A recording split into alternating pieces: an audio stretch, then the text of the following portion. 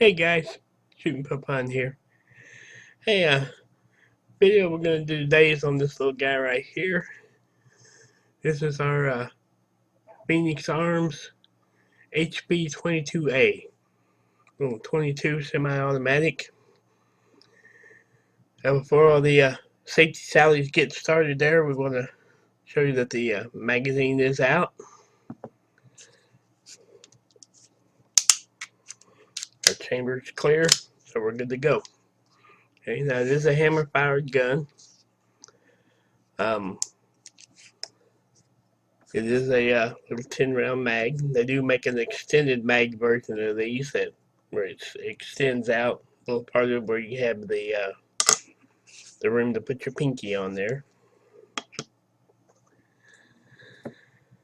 Now, the way this takes down is it's kind of a little different there. You have a little pin right here. It's visible on both sides there. And that has to get pulled forward. Now, it's easy to do when the spring is not compressed.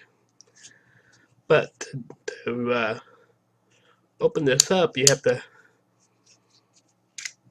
slide, lock your slide back, and then you have to pull that pin part there. If you can see it's a little black piece there. You have to pull that forward and lift up on your barrel. So it's kind of once that spring is compressed, it's a little hard to do. It's about there we go.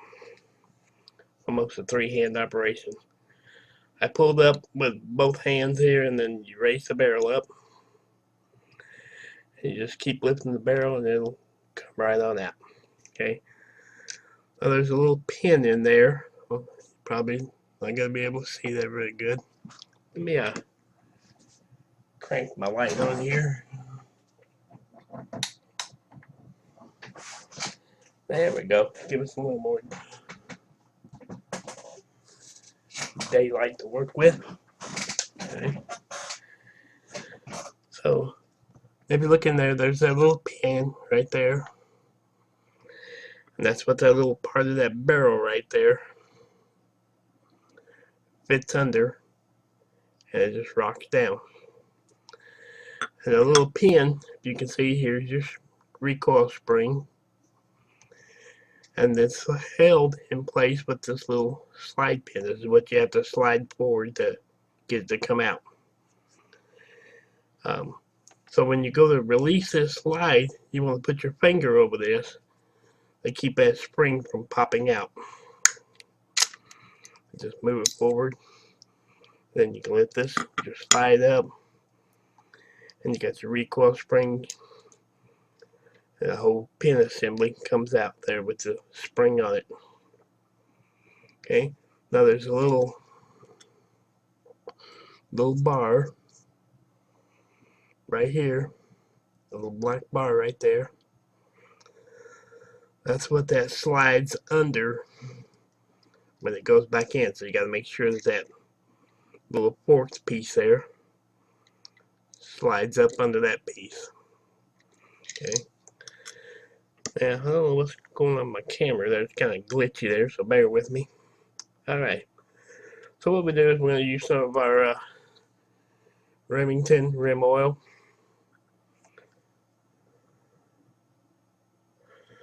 We'll put a couple of drops down the barrel. And we'll take our little pour snake here.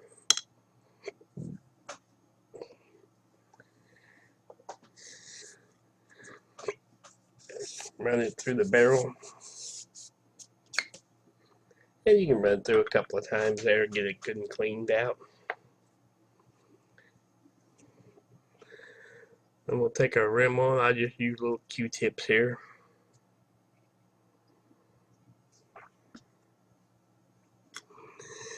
Clean the inside portion of your slide.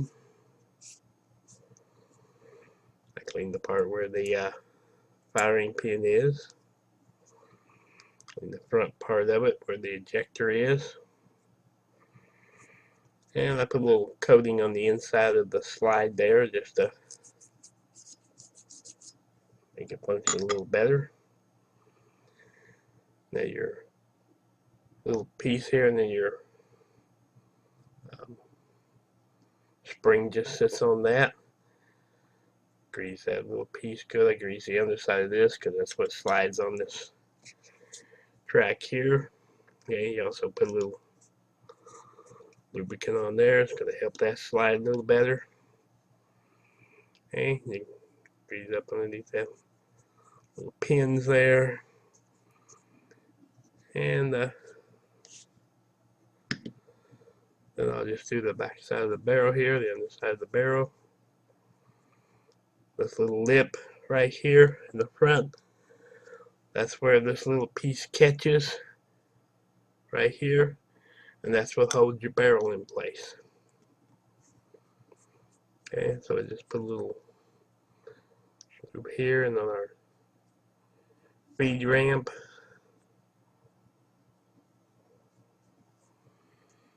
Alright. You clean the inside of your gun there, you clean the slide. The hammer in. And you're pretty much good to go. Now there's a bit of a trick. Put this thing back together, like I said, that goes up underneath of that little plate there. Now this is the tricky part. Okay. This, you can see it sits on this flat part there. That's where your spring is going to sit.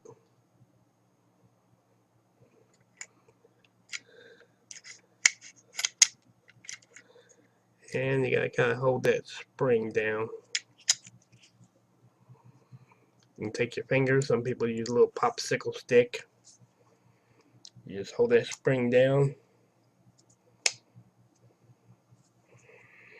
When you're sliding your slide back,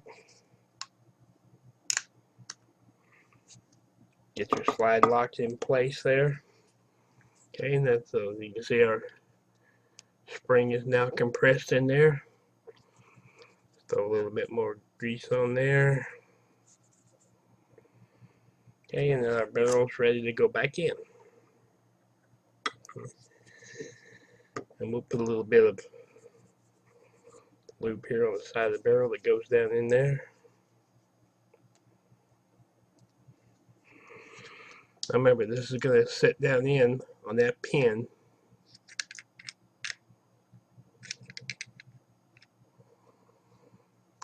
And then it's just going to snap down in place. And you hear it snap. Then you can slide back. And you're good to go. Okay.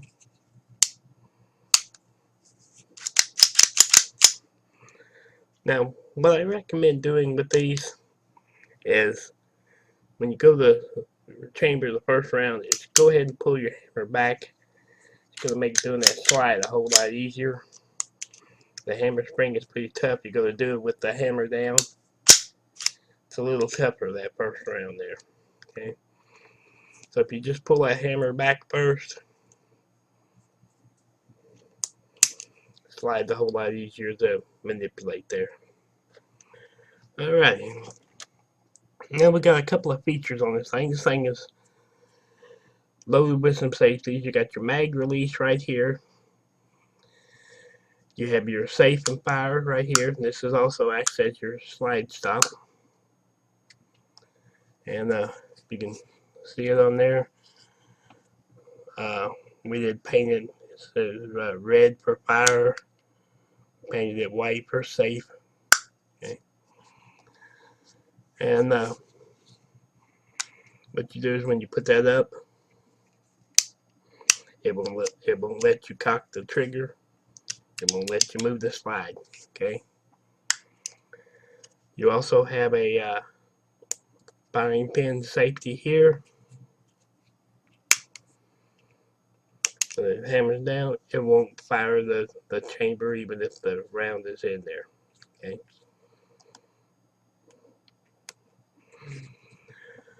Okay, now one of the features, a couple of features that this has with these safeties is that once this safety, when you pull it down, it's supposed to keep you from, um, when you put the safety up, it's supposed to keep you from dropping the mag. But there's a couple of videos out there that shows how you can defeat that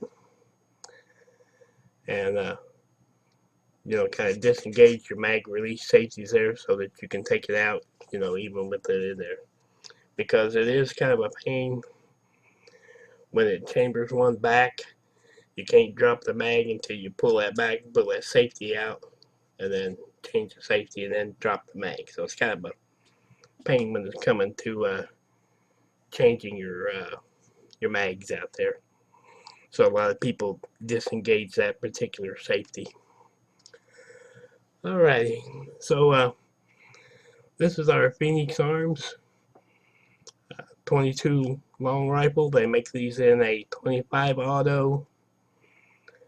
Um, they're a fairly decent little gun. A lot of people like them. A lot of people don't like them. Um, it is a little bit of a heavier gun. It's around about 20 ounces, something like that, because it is an alloy frame and the alloy slide, the steel barrel, and all that. So it is a little bit heftier of a gun.